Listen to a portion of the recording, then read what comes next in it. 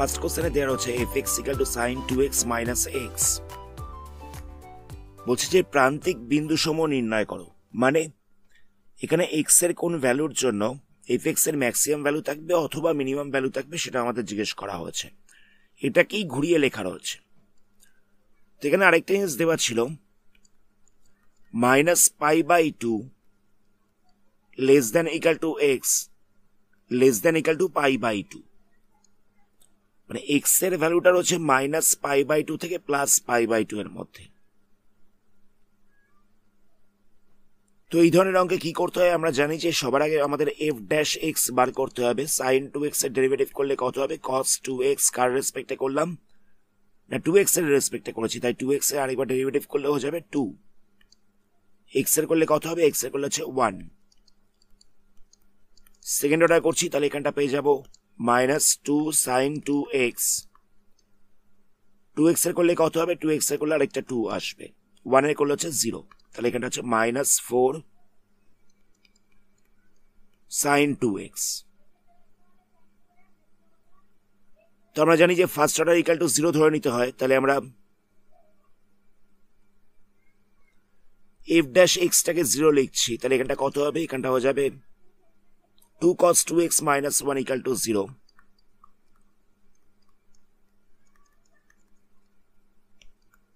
তাহলে পাওয়া যাচ্ছে 2 cos 2x = 1, তাহলে cos 2x হয়ে যাবে 1/2। তো cos আমরা জানি যে 60 ডিগ্রিতে মানে π/3 তে হচ্ছে 1/2, cos π/3 তে হচ্ছে 1/2, তাহলে এটা লিখছি cos π/3। তাহলে এখানটা লেখা যেতে পারে 2x = আমরা এখানটায় লিখবো 2nπ ± π/3। কেন? দেখো আমরা যদি n এর জায়গায় 1 বসাই তাহলে কত হবে?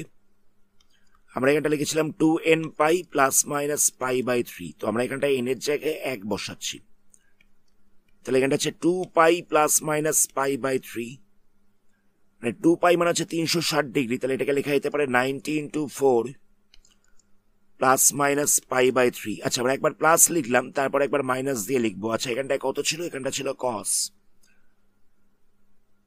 তো cos 90 × 4, তাহলে এটা কি হবে? এটা cosই থাকবে, চেঞ্জ হচ্ছে না।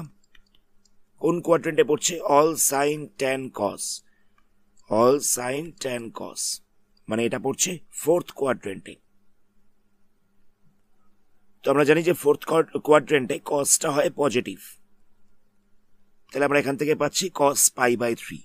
তাহলে দেখো এখানটায় cos π/3 ছিল, তো cos π/3 এর জায়গায় আমরা লিখতে পারি যে 2nπ + π/3। আচ্ছা, এখানটা যদি মাইনাস লেখা হতো তাহলে কি হতো বলতো? এখানটা আমরা প্লাস ধরে কাজ করেছিলাম, আমরা যদি প্লাসের জায়গায় মাইনাস লিখতাম তাতেও দেখো এটা চলে আসতো cos π/3। আমি আরেকবার জায়গাটাকে বলছি, এখানটায় ছিল cos 2x = হচ্ছে cos π/3, তো আমরা সেই জায়গাটায় মানে এই π/3 এর জায়গায় আমরা লিখছি cos 2nπ ± π/3। এখানে দেখো n এর জায়গায় যদি আমরা 1 বসাই তাহলে কত হবে? n এর জায়গায় 1 বসালে এখানে হচ্ছে 90 × 4 - π/3 অথবা +π/3। তো আমরা দেখছি দুটো ক্ষেত্রেই এখানে cos π/3 পাওয়া যাচ্ছে। আবার যদি আমরা n এর জায়গায় 2 বসাই, প্রথমে আমরা n এর জায়গায় 1 বসিয়েছিলাম, এবার যদি n এর জায়গায় 2 বসাই তাতেও ক্যালকুলেশন করে দেখবে cos π/3 আসবে। n এর জায়গায় 0 বসালে তাতেও দেখবে যে cos π/3 আসছে।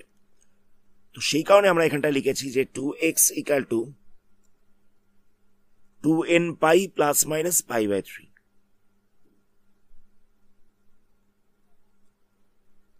তাহলে আমরা দেখতে পাচ্ছি 2x = 2nπ ± π/3, তাহলে x = কত হবে?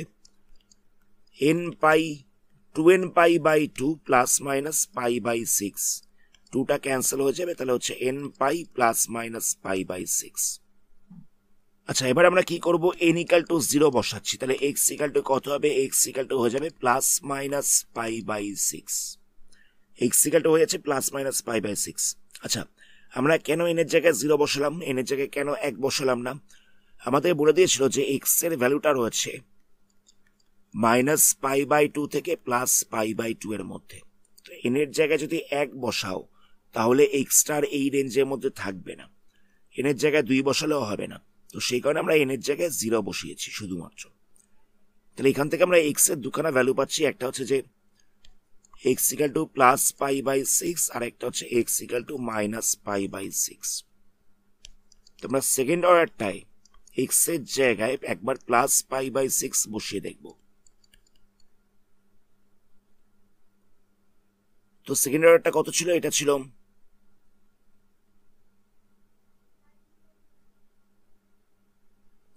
-4 sin 2x, -4 sin 2x, x এর জায়গায় বসবে +π/6, তাহলে এখানটা হয়ে যাচ্ছে π/3, তাহলে কত হচ্ছে -4 sin π/3। তো sin π/3 এর ভ্যালু হচ্ছে √3/2, 2টা ক্যান্সেল হচ্ছে, তাহলে হচ্ছে -2√3। তাহলে আমরা দেখতে পাচ্ছি এটা হচ্ছে <0। তাহলে কি বলা যেতে পারে? এখানটা আমরা বলতে পারি যে fx এর ম্যাক্সিমাম ভ্যালু আছে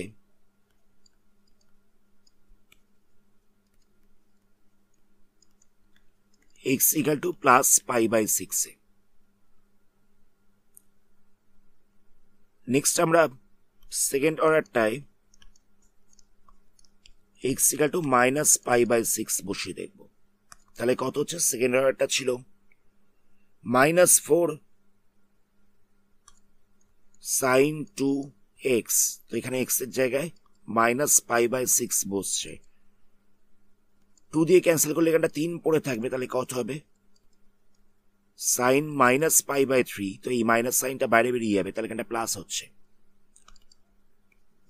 তাহলে হচ্ছে sin π/3, sin π/3 ভ্যালু হচ্ছে √3/2, ক্যান্সেল করলে এখানটা পড়ে থাকছে 2√3। তাহলে আমরা দেখতে পাচ্ছি এটা হচ্ছে >0। তাহলে বলা যেতে পারে fx এর অবম মান আছে, মানে মিনিমাম ভ্যালু আছে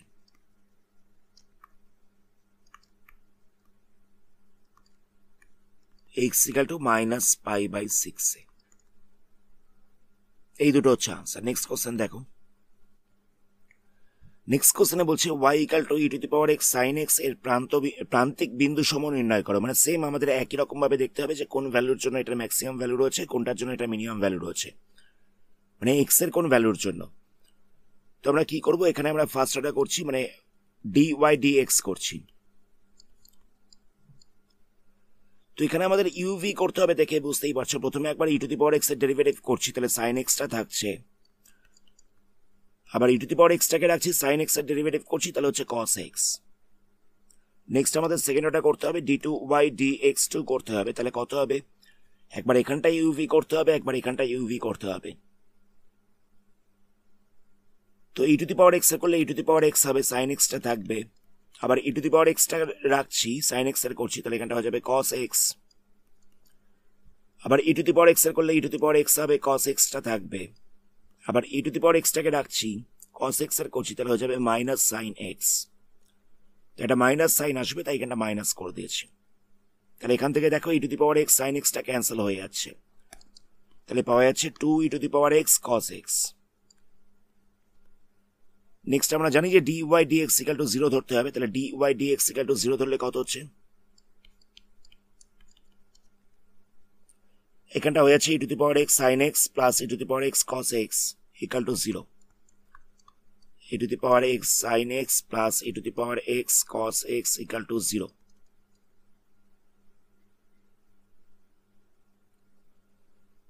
তো এখান থেকে e⁻x টাকে কমন নেওয়া যাবে, তাহলে পড়ে থাকবে sin x plus cos x = 0।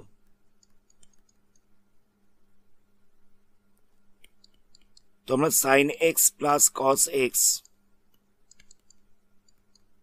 = 0 ধরছি, তাহলে সেখান থেকে পাওয়া যাচ্ছে sin x = -cos x।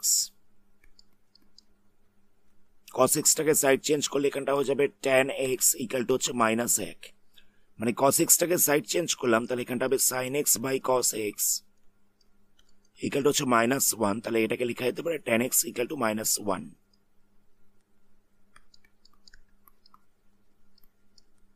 তাহলে tan x ইকুয়াল টু কত হবে? -10π/4। আচ্ছা, tan কোন কোয়াড্রেন্টে নেগেটিভ হয়? All sine tan cos। ট্যানটা দেখো সেকেন্ড কোয়াড্রেন্টে আর থার্ড কোয়াড্রেন্টে নেগেটিভ হয়। তো আমরা এখানটা কি লিখবো? tan x ইকুয়াল টু হয়েছিল -10π/4, এটাকে লেখা যেতে পারে tan x equal to tan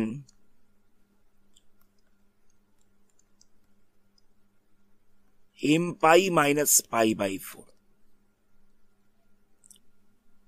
আমরা মাইনাস সাইনটাকে সরানোর জন্য এরকম ভাবে লিখলাম, তোমরা এখানটা nπ-ও লিখতে পারো। আচ্ছা, আমি এখানটা nπ - π/4 লিখছি। তো n এর জায়গায় 0 বসালে কত হচ্ছে দেখো, আমরা যদি n এর জায়গায় 0 বসাই তাহলে এখানটা পাবো tan -π/4, তাহলে এখানটা হয়ে যাচ্ছে -10π/4।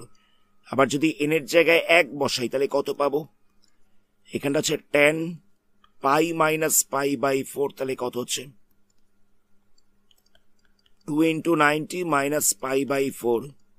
তো 2 × 90, তাহলে এটা 10 থাকছে, সেকেন্ড কোয়াড্রেন্টে পড়ছে। সেকেন্ড কোয়াড্রেন্টে ট্যানটা নেগেটিভ হয়,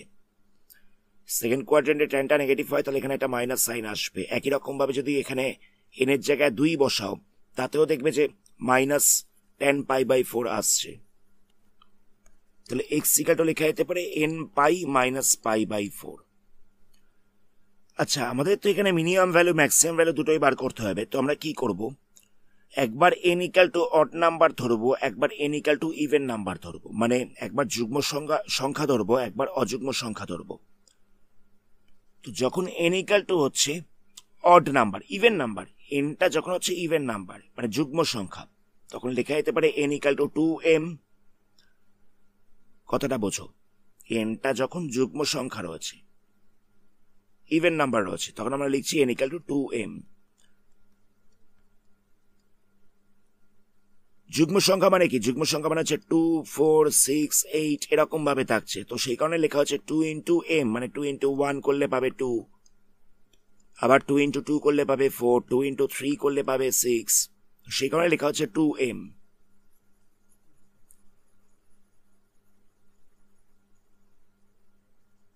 আবার যখন nটা হচ্ছে অযুগ্ম সংখ্যা তখন কি হবে? তখন আমরা nটাকে ধরবো 2m + 1। এখানে n এর জায়গায় একবার 0 বসিয়ে দেখবে, 1 বসিয়ে দেখবে, 2 বসিয়ে দেখবে, 3 বসিয়ে দেখবে, দেখবে যে সব কটাতেই অড নাম্বারই আসছে।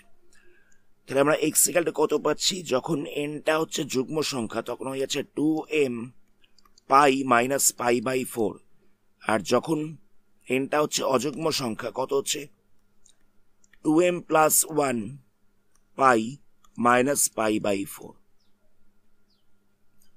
যখন ইভেন নাম্বার হচ্ছে তখন হচ্ছে এটা, যখন অড নাম্বার হচ্ছে তখন হচ্ছে এটা। তো আমরা কি করব? সেকেন্ড অর্ডারটায় মানে d2y dx2 at x equal to 2m π - π/4 বসিয়ে দেখবো। 2m π - π/4 বসিয়ে দেখবো, তাহলে কত হবে? সেকেন্ড অর্ডারটা ছিল 2e to the power x cos x, 2e to the power x cos x।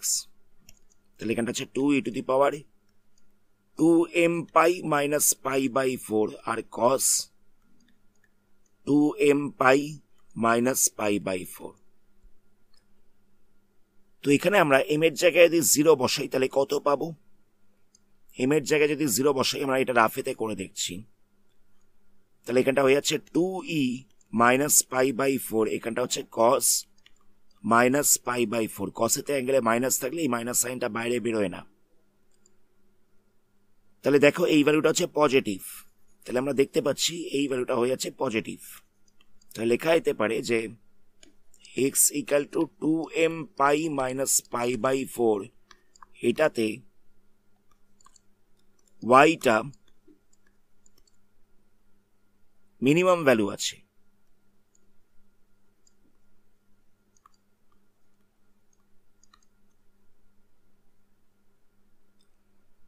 Next আমরা কি করব, d2y dx2 at x equal to 2n plus 1 pi minus pi by 4 বসিয়ে দেখব, pi minus pi by 4 বসিয়ে দেখব। আচ্ছা আমরা এই অ্যাঙ্গেলটাকে একটু সিম্পলিফাই করে নিচ্ছি। এখানে ছিল 2n plus 1 pi minus pi by 4, তাহলে এখানটা হচ্ছে 2n pi plus pi minus pi by 4, মানে পাইটাকে মাল্টিপ্লাই করলাম, তাহলে এখানটা হচ্ছে 2n pi plus 3 pi by 4, তাহলে এখানটা লিখছে 2n pi plus 3 pi by 4। তাহলে এখানটায় কত ছিল, এখানটা ছিল 2 e to the power x,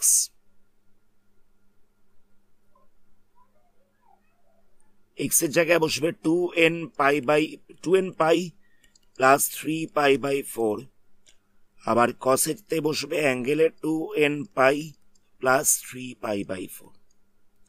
তো এখানেও যদি আমরা n এর জায়গায় 0 বসাই তাহলে কত হবে, আমরা রাফ ক্যালকুলেশন করছি, তাহলে এখানটা হয়ে যাবে 2 e to the power 3 pi by 4, এখানটা হচ্ছে cos 3 pi by 4, cos 3 pi by 4 টাকে লেখা যেতে পারে pi by 2 into 1 plus pi by 4, মানে 90 into 1 plus pi by 4, তাহলে এটা সেকেন্ড কোয়াড্রেন্টে চলে যাচ্ছে। তাহলে 90 into 1 রয়েছে, তাহলে এটা কি হবে, 90 into 1 রয়েছে মানে এটা সাইন এতে চলে যাবে, তাহলে এখানটা হয়ে যাবে sin pi by 4, আর সেকেন্ড কোয়াড্রেন্টে কসটা নেগেটিভ হয়, তাহলে এখানটা একটা মাইনাস সাইন আসবে। তাহলে আমরা দেখতে পাচ্ছি যে এই পুরো জিনিসটার ভ্যালুটা হচ্ছে নেগেটিভ। নেগেটিভ হচ্ছে মানে লেস দ্যান 0, তাহলে বলা যেতে পারে যে ম্যাক্সিমাম ভ্যালু আছে। কোনটাতে ম্যাক্সিমাম ভ্যালু আছে, x equal to 2n pi plus 3 pi by 4, এটাতে y এর ম্যাক্সিমাম ভ্যালু আছে।